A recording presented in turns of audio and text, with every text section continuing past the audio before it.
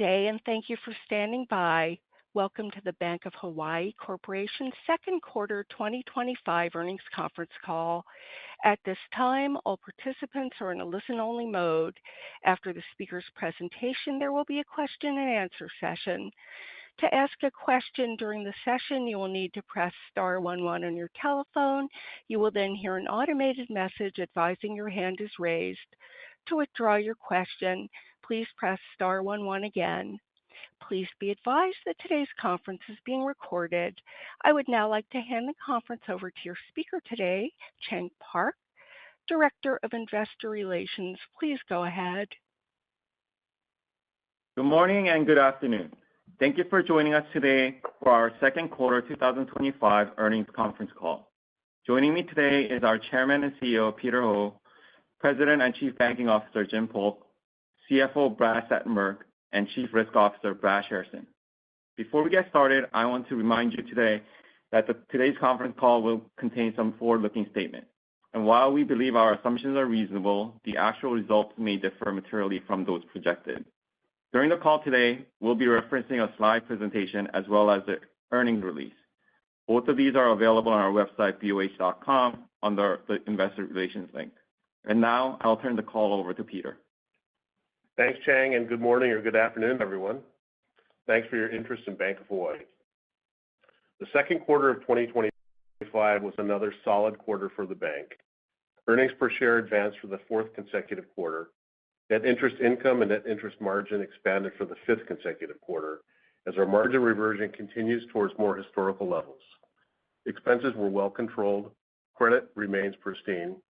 Capital advanced to 14.2% on a Tier 1 basis, while ROCE hit 12.5%.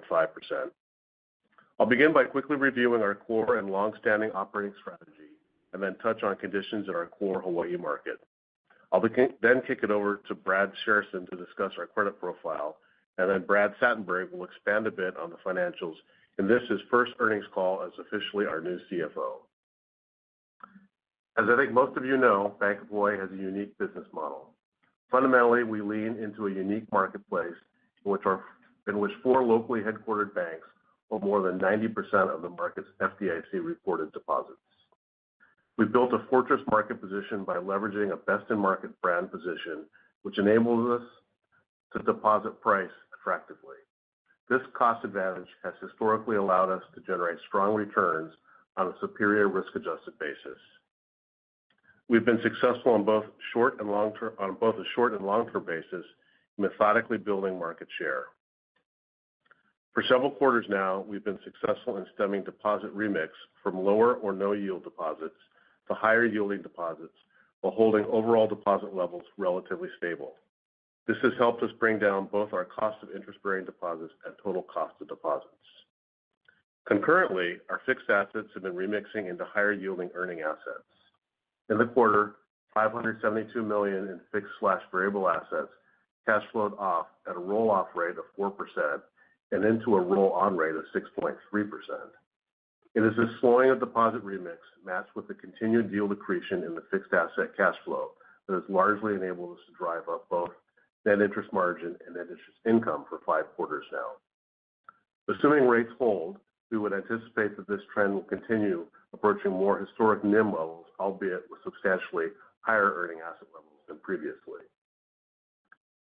Switching to local market conditions, here you can see that the employment picture in Hawaii continues to outperform the broader U.S. economy. The visitor industry remains solid, with visitor expenditures up 6.5% year-to-date and arrivals up 2.8% through May. This growth is being driven by the U.S. continental market, both east and west, and offset partially by lower international performance out of Japan and Canada. RevPAR continues to perform consistently. Residential real estate in the islands remains stable, with single-family home prices rising modestly, while condo prices were off 0.5% year-to-date. And now let me turn the call over to Brad Shairson to talk about credit. Brad? Thanks, Peter. The Bank of Hawaii is dedicated to serving our community. Lending in our core markets where our expertise allows us to make sound credit decisions. Most of our loan book is comprised of long-standing relationships with approximately 60% of clients in both commercial and consumer having been with us for over a decade. This combination has significantly contributed to our strong credit performance over the years, resulting in a loan portfolio that is 93% Hawaii, 4% Western Pacific, and just 3% mainland, where we support our clients who conduct business both in Hawaii and on the mainland. As I review our credit portfolio's second quarter performance, you will see that it has remained strong and consistent with recent quarters. Our loan book is balanced between consumer and commercial, with consumer representing a little over half of total loans at 56% or $7.9 billion. We predominantly lend on a secured basis against real estate. 86% of our consumer portfolio consists of either residential mortgage or home equity, with a weighted average LTV of just 48% and a combined weighted average FICO score of 800.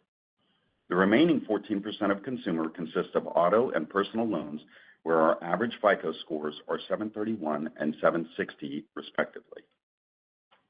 Moving on to commercial, our portfolio size is $6.1 billion, or 44% of total loans. 72% is real estate secured with a weighted average LTV of only 55%. The largest segment of this book is commercial real estate with $4 billion in assets, which equates to 29% of total loans. Looking at the dynamics for real estate in Oahu, the state's largest market, a combination of consistently low vacancy rates and flat inventory levels continue to support a stable real estate market. Within the different segments, vacancy rates for industrial, office, retail, and multifamily are all below or close to their 10-year averages. Total office space has decreased about 10% over the past 10 years. This has been driven by conversions primarily to multifamily or lodging. This long-term trend of office space reduction, along with the return to office movement, has brought the vacancy rate almost back to its 10-year average and well below national averages. Breaking down our CRE portfolio, it is well diversified across property types, with no sector representing more than 7% of total loans. Our conservative underwriting has been consistently applied, with all weighted average LTVs under 60%. Overall, it's a granular portfolio with low average loan sizes. And our scheduled maturities are fairly evenly spread out, with more than half of our loans maturing in 2030 or later. Looking at the distribution of LTVs, there isn't much tail risk in our CRE portfolio. Only 1.3% of CRE loans have greater than an 80% LTV. Turning to C&I, which comprises 11% of our total loans, you will notice that the book is extremely well diversified across industries with modest average loan sizes. Additionally, only a small portion of these loans are leveraged. Turning to asset quality, credit metrics remain stable and the portfolio continues to perform well. Net charge-offs were just $2.6 million at 7 basis points annualized, down 6 basis points from linked quarter and 3 basis points lower than a year ago. Non-performing assets were up a basis point from the linked quarter to 13 basis points and just 2 basis points higher than a year ago. Delinquencies ticked up by 3 basis points to 33 basis points this quarter and just 4 basis points higher than a year ago. And criticized loans dropped by 2 basis points to 2.06% of total loans, which is 17 basis points lower than a year ago. And the vast majority, 78% of those criticized assets, are real estate secured with a weighted average LTV of 54%. As an update on the allowance for credit losses on loans and leases, the ACL ended the quarter at $148.5 million, up $800,000 for linked quarter. The ratio of our ACL to outstandings ticked up 1 basis point to 1.06%. I will now turn this over to Brad Sattenberg for an update on our financials. Thanks, Brad. And before I jump into our financial results for the quarter, I'd like to take a moment to recognize my predecessor, Dean Shigemura, and thank him for his outstanding leadership, mentorship, and invaluable contributions to the bank over the past 26 years. I also want to congratulate him on a well-deserved retirement. Now moving into the financials for the quarter, we reported net income of $47.6 million and a diluted EPS of $1.06, an increase of $3.7 million and 9 cents per common share compared to the linked quarter.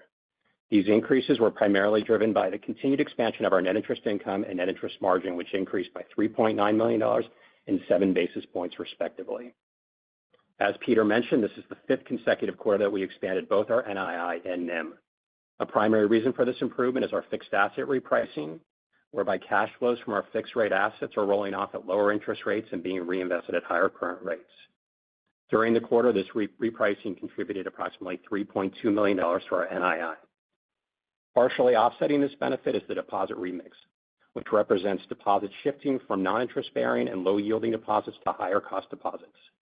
The deposit mix shift has moderated during the past several quarters, and during the second quarter, the mix shift was $59 million and had a $500,000 negative impact on our NII. This compares to a mix shift of $37 million during the first quarter and $448 million during the same period last year. During the quarter, the cost of our deposits remained stable at 160 basis points compared to the linked quarter and declined by 21 basis points compared to the same period last year. Our beta on this recent downward cycle is currently at 29%. During the quarter, our cost of CDs declined by 15 basis points, and we believe that an opportunity still exists to continue to reprice down these deposits. During the next 3 months, over 51% of our CDs will mature at an average rate of 3.61%, and we anticipate that the majority of these CDs will reprice lower. With rate cuts forecast for later this year, we are comfortable with our balance sheet position in our fixed asset ratio of 55%.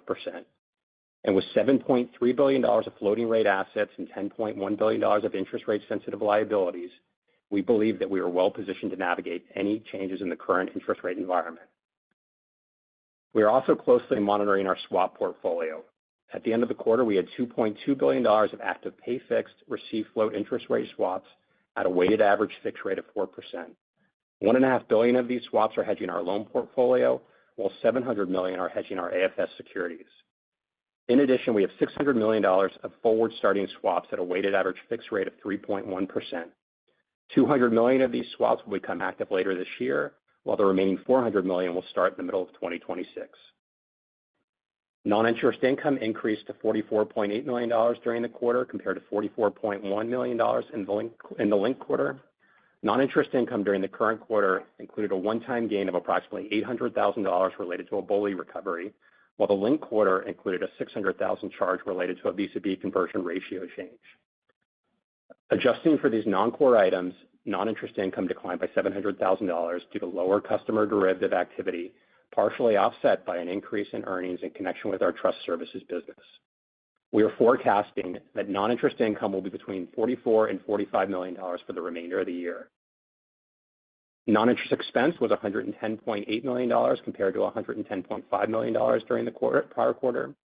Included in non-interest expense this quarter was a severance-related charge of $1.4 million, while the linked quarter included seasonal payroll taxes and benefit expenses of $2.8 million and an FDIC special assessment reimbursement of $2.3 million. Excluding the impact of these items, non-interest expense was down $600,000 compared to the prior quarter. This change was primarily due to lower incentive compensation and medical insurance charges, partially offset by our annual merit increases that took effect in early April. The percentage increase in forecasted expenses remains unchanged at 2 to 3%. During the quarter, we recorded a provision for credit losses of $3.3 million, and our effective tax rate was 21.2%. The decline in our tax rate during the year is being caused by higher tax-exempt investment earnings as well as certain discrete items. We now expect our tax rate for the full year to be between 21 and 22%. Our capital ratios remained above the well-capitalized regulatory thresholds during the quarter, with Tier 1 capital and total risk-based capital improving to 14.2% and 15.2%, respectively. And consistent with the linked quarter, we paid dividends of $28 million on our common stock and $5.3 million on our preferreds. We did not repurchase any shares of common stock during the quarter under our repurchase program. As a reminder, $126 million remains available under the current plan. And finally, our board declared a dividend of 70 cents per common share that will be paid during the third quarter. Now I'll turn the call back over to Peter. Thanks, Brad. This concludes our prepared remarks, and now we'd be happy to take your questions. Thank you. As a reminder, to ask a question, please press star 11 on your telephone and wait for your name to be announced. To withdraw your question, please press star 11 again. Please stand by while we compile the Q&A roster. And our first question comes from Jeff Rulis of D.A. Davidson. Your line is open. Thanks. Good morning. Hey, Jeff. Wanted to check back in on the margin path. I think we've kind of talked about, or you've referenced maybe a 250 margin by year end, maybe not a Q4 average, but want to see if that path is reasonable. And kind of the second part of that question is sort of the cost of funds sort of stalling out a little bit, and I think mentioned some CD opportunities, but particularly on that side, it sounds like the opportunities on the earning asset yield, but sort of two parts. Sorry for the lengthy question. Sure. This is Brad. I think as far as the NIM, I do think 250 is an achievable number. I don't see anything that's going to get in the way of that path. I mean, again, this was our fifth consecutive quarter of expanding our NIM, and I think that's going to continue. As it relates to our cost of deposits, our spot rate at the end of the quarter was at 158, and I do think our beta, it is at 29%. I think after the CD repricing this quarter, I think we've got the opportunity to pick up about 15 to 25 basis points on that CD repricing. I think our beta is going to be north of 30, and so I think we're going to see this quarter, assuming no rate cuts, a continued beta that continues to move towards 35%. Perfect. Okay, thanks. And more of a other question is just on sort of balance sheet growth. Well, based on loan growth, more of the question on securities. Should loan growth be on the net base be modest? Do you see yourself continue to grow the securities balance from here? Yeah, I do think we're going to continue to see the securities portfolio grow. I mean, I think this quarter the cash flows were about $170 million, and we invested in our investment portfolio about $270 or $275 million. So we are increasing that portfolio when we see an opportunity. If there is modest loan growth or if liquidity increases, we're using that excess liquidity at the moment to increase our investment portfolio. I want to touch on the diversity of what we're purchasing in the portfolio. Yeah, that's a good point. I would also add that we continue to sort of balance our purchases between fixed and floating rate, and so this quarter it actually leaned more towards floating rate. I think 55% of our purchases are floating securities, and then the other portion, obviously, 45% are in fixed securities. Thanks, Brad. I'll step back. Yep. Appreciate it. Thanks, Jeff. Thank you. Our next question comes from Jared Shaw of Barclays. Your line is open. Hey, thanks. Good morning. Morning, Jared. And I guess maybe just on C&I, any trends that we should be thinking about that to call out on the delta there this quarter, and how's commercial customer sentiment and pipelines and thoughts for the year there? Yeah, I'll Jared, maybe I'll start, and Jim can specifically speak to C&I. On the commercial book, we were frankly a little disappointed with performance this quarter. We took a 6% year-on-year average commercial loan position, but on a linked basis, just about flat. And that was really pretty much across the board. CRE, which had been an 8% performer on a year-on-year basis, was flat. As you pointed out, C&I was down pretty substantively. And construction took a bit of a pause, and I think that's a little bit of a more structural than cyclical situation. I think there is some opportunity there. So yeah, it was an off quarter. I'm hoping that if and as we get a little more clarity around the environment with the tariff situation and the like, we can begin to resemble more the year-on-year average loan basis in commercial. But yeah, you're not incorrect. It was a little bit of a disappointing quarter, commercial production-wise for us. And Jim, you want to touch on C&I? Yeah, I think what I would say is that, we have seen pipelines continue to build from the beginning of the year. Obviously, it wasn't a terrific quarter, but I think it was driven by two things, right? The greater uncertainty that we saw in the market, which obviously impacted loan volumes, or at least what we put on the books. And then we just saw some unusually high level of prepayments on a couple of loans, which resulted in the decline. I think as we go forward, we begin to see the pipeline start to materialize. We'll move back into a modest level of growth as we move towards the end of the year. Okay. All right. Thanks for that. And then on the deposit side, if we look at DDAs as a percentage of deposits, it's staying pretty flat. Is that how we should maybe think about it? Staying right around the 26% level, and as total deposits move, DDAs or stick with that, or is there potential opportunity for those to move higher or lower? Well, yeah, we've got a lot of effort and energy around building DDAs. Obviously, given the rate environment, those are high margin products for us. I was encouraged that average NIBD for the quarter was up 1% on a linked basis as compared to minus 0.2% on a year-on-year average basis. So we are seeing some acceleration there. Whether we can get numbers well beyond that, I'm not sure. As much as we'd like to build demand deposits, all of our competitors would like to build demand deposits.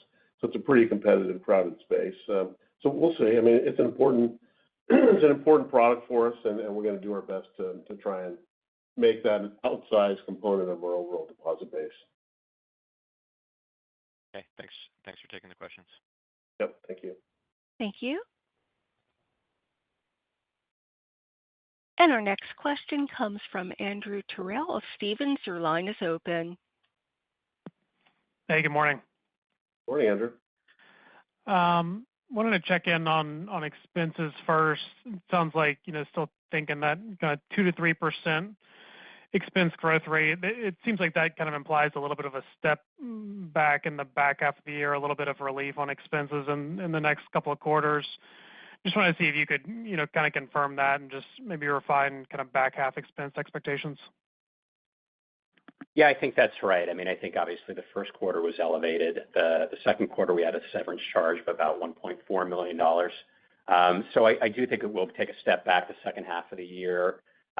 We still feel comfortable with the 2 to 3%, increase from the prior year. And so, yeah, I think you should see expenses come down from where they were during the first 6 months of the year.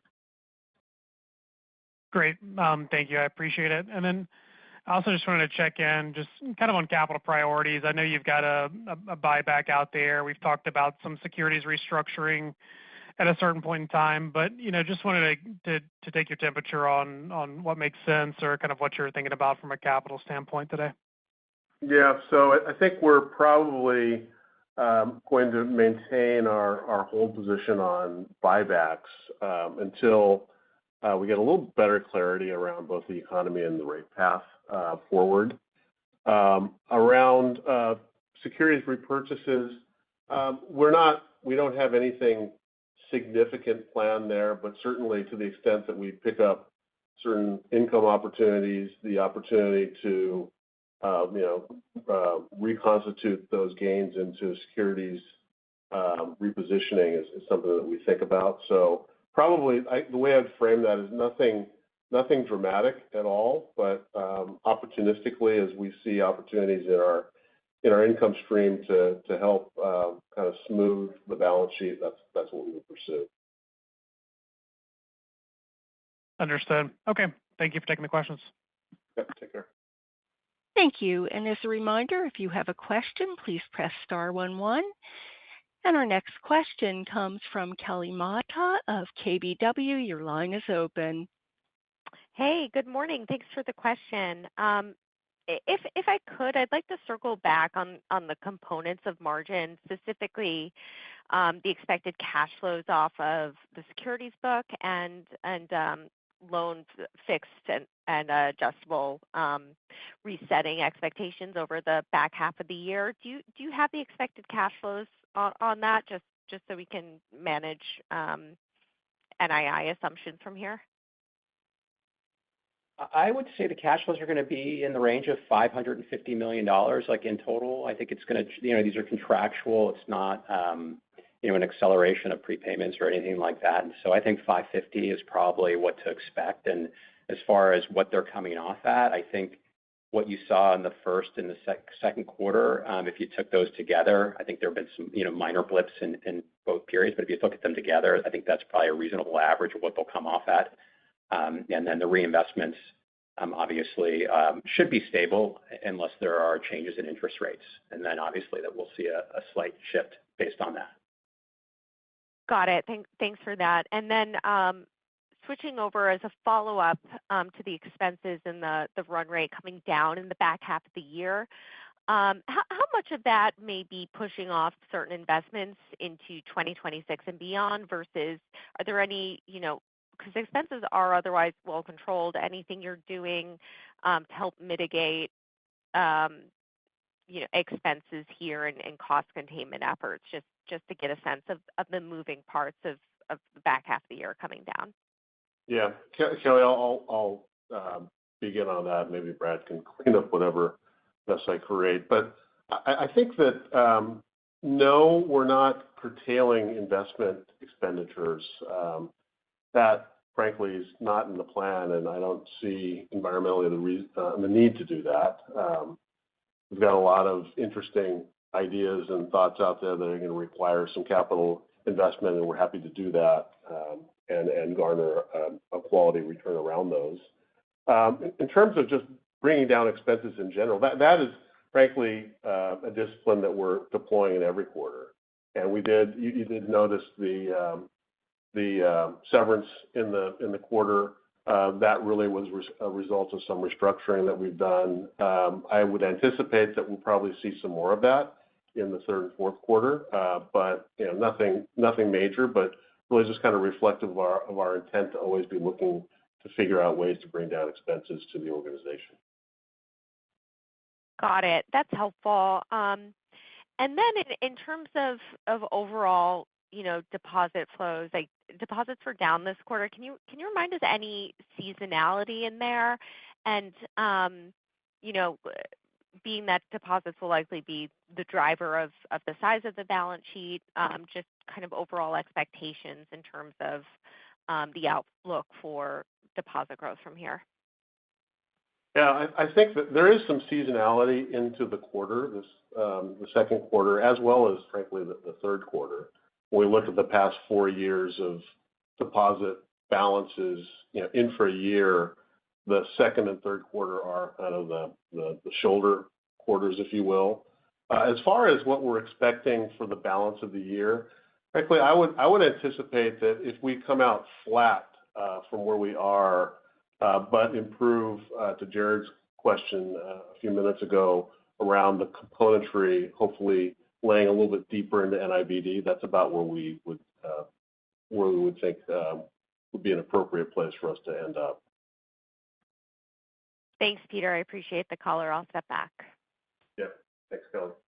Thank you. This concludes our question and answer session. I'd like to turn it back to Chang Park for closing remarks.